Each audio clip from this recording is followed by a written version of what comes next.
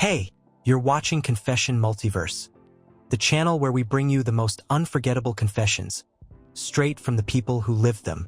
We met in the most ordinary way, which is maybe why it felt extraordinary.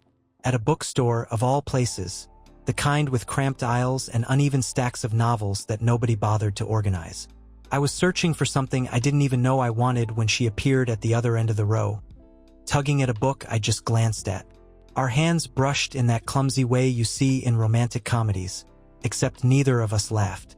We just looked at each other, and something lingered in the silence. From that moment on, she was different. She was the type of person who made the world feel softer without even trying. She'd remember the smallest things, the way I took my coffee, the exact song I hummed when I was working, the color of the shirt I wore the day we first kissed. There was a steadiness about her, a warmth that made trust feel easy. And after a year together, trust had become our currency. I believed her words, her promises, her little smiles that said more than entire paragraphs could. So when she told me her family was ready to meet me, it felt monumental. She didn't present it casually. She said it with weight, with the kind of pride that made my chest swell. She told me before that her parents were old-fashioned, protective, that bringing someone home wasn't a common thing, which is why I treated the invitation like a sacred milestone. I spent days preparing in ways I didn't admit to anyone. I asked about her family's tastes, the stories they told at the dinner table, the kinds of things they valued. I wanted to arrive not just as her boyfriend, but as someone they could see woven into their lives. I picked out a shirt she said brought out the color of my eyes. I even wrapped a gift, a bottle of her mother's favorite spice mix I tracked down in a specialty store, because she once told me her mom complained about not finding it anymore. It wasn't expensive, but it was thoughtful, and I hoped thoughtfulness would matter more than price. The drive to her house was both long and short, the kind of journey where your heart beats faster the closer you get, even if the minutes pass slowly. She held my hand on the way, occasionally glancing at me with a smile that seemed to say, "Don't worry, this is right, this is good." And I believed her because believing her had always been the easiest thing in the world. Her house was perched at the end of a quiet street, where every neighbor's garden seemed to bloom with competition. It had a character that spoke of generations, the kind of home where every corner held a memory. The front porch was lined with potted plants, some flourishing, some stubbornly clinging to life. A faded doormat read "Welcome," its edges frayed from years of being stepped on. From inside, I caught the faintest trace of spices drifting through an open kitchen window. Cumin, maybe coriander, blending with the sweetness of something baked. It was the smell of a house alive with family, laughter, and tradition. When the door opened, her mother greeted me first. Her smile was warm, practiced, the kind of smile that had disarmed countless guests before me. She held my hand in both of hers, soft and firm all at once, and said my name like she'd been practicing it. Her father followed, tall and reserved, his handshake steady, the kind that weighs you quietly while deciding who you are. And then there was her younger brother, eyes bright with curiosity, mischief hidden just below the surface. He studied me as if I were a puzzle he'd been given to solve. They welcomed me inside, and the living room unfolded like a scrapbook. Family photographs lined the walls. Birthdays, graduations, vacations. A sofa that looked well-worn by movie nights. A rug that carried faint stains from years of living, not decorating. It wasn't just a house. It was a history, one I was now stepping into. Her mother offered me tea before I could even sit down. Her father asked about my work in that polite but probing way fathers often do. The brother cracked a joke that made everyone laugh, and I laughed too, grateful for the release of tension. For a moment, everything felt perfect. I felt like I belonged. And yet, beneath all that warmth, there was a flicker, a look exchanged between her parents, a hesitation in her brother's smile, subtle, fleeting, the kind of details you only notice later when the truth has already come to light. But in that moment, I ignored it. I told myself I was just nervous. After all, families take time to warm up. Families need time to open their doors. And I was willing to wait, because in my mind, this was only the beginning of forever. Dinner was laid out like an invitation to belonging. The table stretched long enough for everyone to gather, dressed in a patterned cloth that carried faint stains of meals gone by. Proof of countless evenings spent exactly like this. Platters of food lined the center. Fragrant rice, spiced vegetables, bowls of steaming curry, and fresh bread wrapped in a cloth to keep it warm. It wasn't just dinner. It was tradition laid bare for me to step into. Her mother hovered proudly, offering second helpings before I'd even finished the first. She leaned in often, eyes lighting up whenever I complimented the food. "This is her favorite," she said once, pointing to the dish in front of me, and there was pride in her voice, as though she were handing me a piece of her daughter's soul. Her father was quieter, but not distant. He asked me about my job again, this time with more interest than interrogation. He wanted to know how I handled stress, how I planned for the future, what my values were. And when I answered, his nods grew firmer, his eyes softened. It was the kind of approval you can't force, the kind that settles in slowly, brick by brick. Her younger brother, though, he was the comic relief of the night. He cracked jokes that made everyone laugh, slipping in teasing questions about me and his sister that made her blush. "So, are you the one who puts up with her terrible singing in the shower?" he asked once, his grin wide, his eyes mischievous. The table erupted with laughter, and I laughed too, though part of me wondered what exactly he meant by the one. In those moments, I felt a sense of acceptance I hadn't known I craved. I watched her smile at me across the table, eyes sparkling as though this was exactly how she'd pictured it. Me sitting beside her, sharing food with her family, laughing at her brother's antics. And I thought to myself, this could be my future. This could be my family too. Between the courses, I let my eyes wander across the room. Family photos stared back at me, her graduation, her brother's birthday, her parents' anniversary. In one frame, her father had his arm around her shoulders, both of them grinning as though life had just handed them a perfect day. In another, her mother held her as a child, her tiny face scrunched in laughter. They were ordinary pictures, but together they painted a story of a family that loved deeply, a family that endured. And in that moment, I wanted to be part of it. But amid the warmth, there were shadows. Subtle, fleeting, easy to ignore if you wanted to, and I did.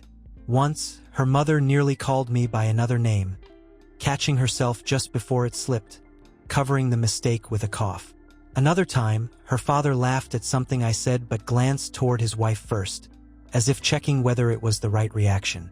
And her brother, in between jokes, would sometimes go quiet, studying me with eyes far too serious for his age. There were also moments I didn't quite understand, inside jokes passed around the table that I wasn't part of. Laughter that swelled suddenly, then faded just as quickly when I asked for the story behind it. "Oh, it's nothing," they'd say, waving it off. And though I smiled, a small unease curled inside me, as if I'd stepped into a play where everyone knew the script except me. Still, I pushed those feelings aside. I told myself that families have rhythms you can't catch in one night. That acceptance takes time, and this was only the beginning. After all, hadn't they welcomed me warmly? Hadn't her mother praised my manners? Her father nodded at my answers? Her brother laughed at my jokes? I convinced myself the oddities were nothing. Just nerves, just me overthinking. So when her father raised his glass at the end of the meal and said, "To new beginnings," I smiled and lifted mine too. I told myself he meant me, that this was his quiet way of saying I belonged. And for a little while, I believed it. The night was unfolding too perfectly. The food, the laughter, the warmth. It all blended into a rhythm I was beginning to believe in. I leaned back in my chair, content, sipping the last of the tea her mother had poured. The conversations had softened into easy storytelling, and the room glowed with the kind of comfort you don't question when you're inside of it. That's when her younger brother came running in, his socks sliding across the wooden floor, a grin plastered across his face. He had that restless energy kids carry, unable to sit through an entire dinner without bouncing away to find mischief. But when he stopped beside me, his grin faltered into something more curious, and he said the words that froze the air in the room. "Oh, you're back again? But didn't you have a beard last time?" For a moment, no one moved. The sound of a fork clattering against a plate was the only thing that broke the silence. Her mother's eyes widened just enough to register panic before she quickly masked it with a smile. Her father shifted in his chair, clearing his throat with a deliberate force. My girlfriend shot her brother a look so sharp it could have cut glass. I chuckled nervously, as if the comment were nothing more than childish confusion. "No beard on me?" I said lightly, brushing my chin. But inside, my heart had started to pound. Her mother leaned forward quickly, placing a hand on her son's shoulder. "He's just being silly," she said with a laugh that rang too high, too rehearsed. "You know how kids are, always mixing people up." Her father joined in, his voice firm, as if to close the subject. "Yes, imagination runs wild at that age. Pay no attention." The boy looked down at his plate, his lips pressed together as though he'd said something he wasn't supposed to. He didn't apologize, but he didn't speak again either. I forced a smile and nodded. "Of course," I said. "Kids say the funniest things." My words floated in the air like weak balloons, filling space but carrying no real weight. The conversation shifted quickly after that, as though the whole family had silently agreed to bury the moment. Her mother asked me about my parents, her father began telling a story about his college days, and my girlfriend slipped her hand into mine under the table, squeezing once, almost pleading.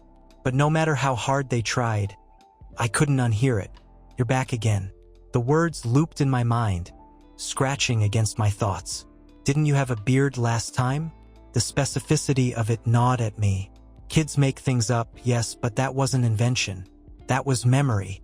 I tried to shake it off.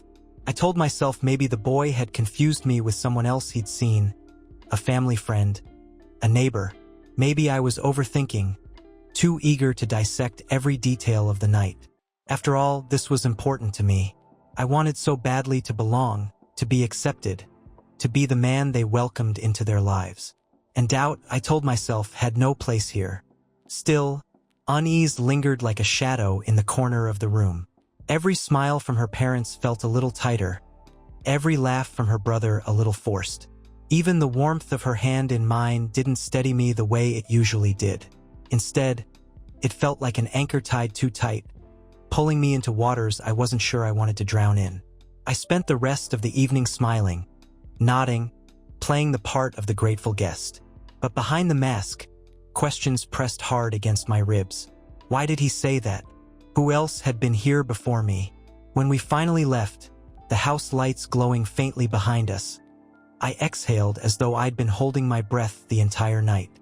I told myself it was nothing, that families are complicated, kids are unpredictable, and nerves can make you hear more than what's really there. But deep down, in the quiet I refused to admit out loud, a seed had been planted. And seeds, once buried, don't stay hidden forever. The ride home was quiet, the kind of silence that doesn't feel peaceful but heavy, weighted with things unsaid. She hummed faintly to a song on the radio, her hand resting casually on her lap, as though nothing unusual had happened. I stared straight ahead, replaying her brother's words, the awkward glances, the hurried deflections. By the time we pulled into her driveway, my chest felt tight, as though the air had thickened. I waited until the car engine was off before I spoke. My voice came out low, steadier than I felt. "Who was he?" She turned, blinking at me like I'd spoken a foreign language. "What do you mean?" "Don't," I said, sharper this time. "Your brother called me back again. He remembered a beard. He wasn't making that up. Who else stood in that living room before me?" Her smile faltered, but only for a second before she forced it back on. "You're overthinking. He's a kid. Kids mix things up all the time."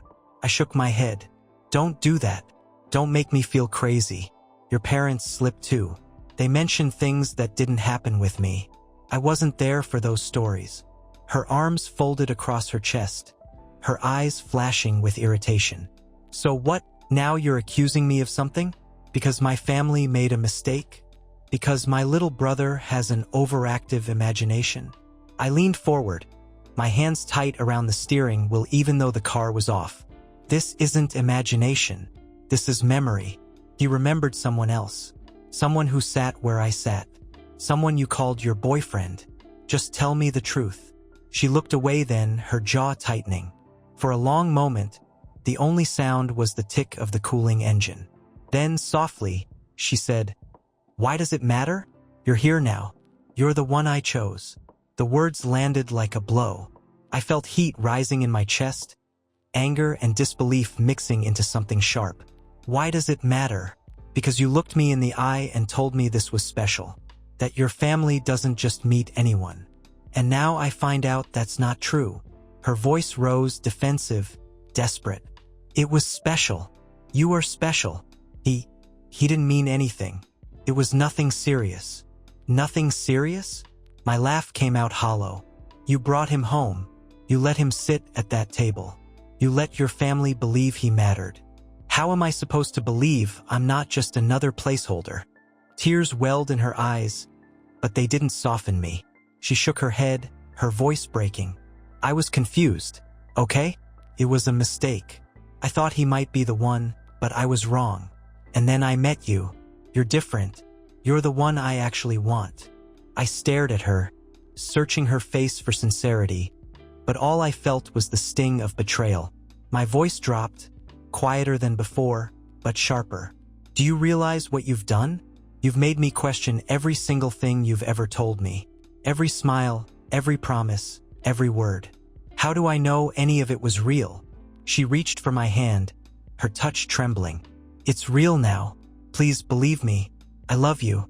He doesn't matter. My family will forget about him, just like I did.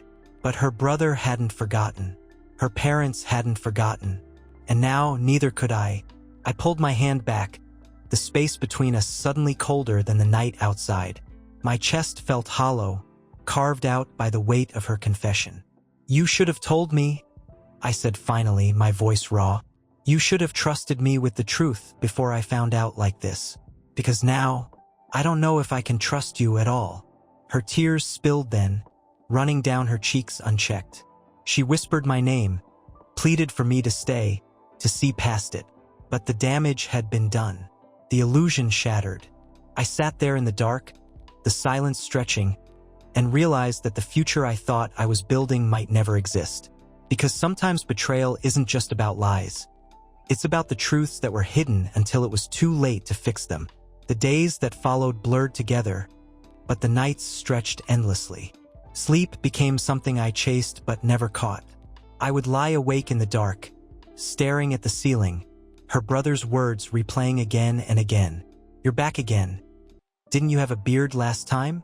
Over and over, like a broken record that refused to stop spinning. I tried to rationalize it, to soften the sharp edges of betrayal.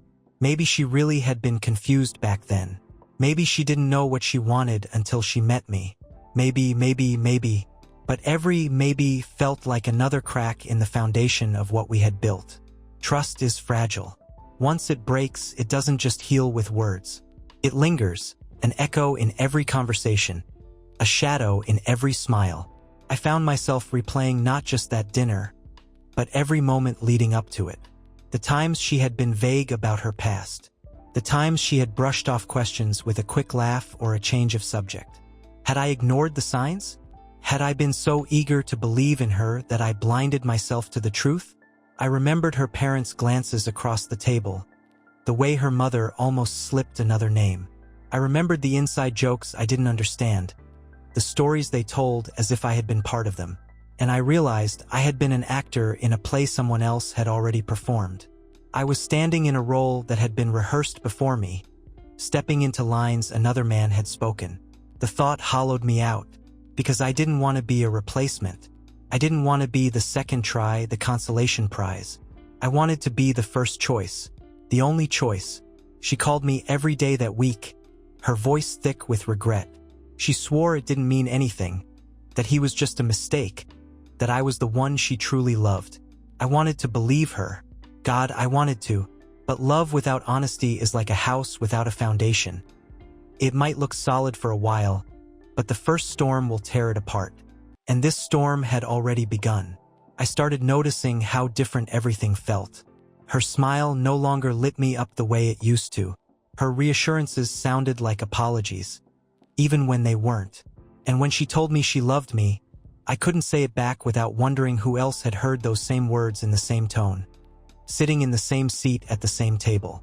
One night, weeks later, I sat alone with a glass of water by my bed and let the truth sink in.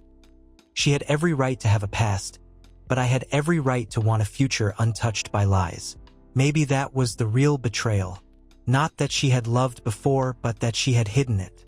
Not that another man had stood where I stood, but that she let me walk blind into a story already written, pretending I was the first when I was only the next. I thought back to the way her father raised his glass and said, "To new beginnings," how I had smiled, thinking he meant me. Maybe he did. Or maybe he meant that every ending looks like a beginning when you hide the truth well enough. Either way, I couldn't shake the feeling that I had been living someone else's life, trying to write my name over pages that were already filled. And so, slowly, painfully, I began to pull away. I stopped answering every call. I declined visits. I let silence replace the words I no longer trusted myself to say. She cried, begged, promised. But I couldn't unhear, unsee, unknow. Because in the end, love is not just about the present. It's about the trust that the future we're building isn't haunted by the past we were never told about. And as I sit here now, telling this story, I finally understand the truth I couldn't admit back then. I thought I was building a future. Turns out I was only stepping into someone else's past. If you found yourself caught up in this story, don't forget to subscribe to Confession Multiverse, where every week we bring you more unforgettable confessions straight from the people who lived them.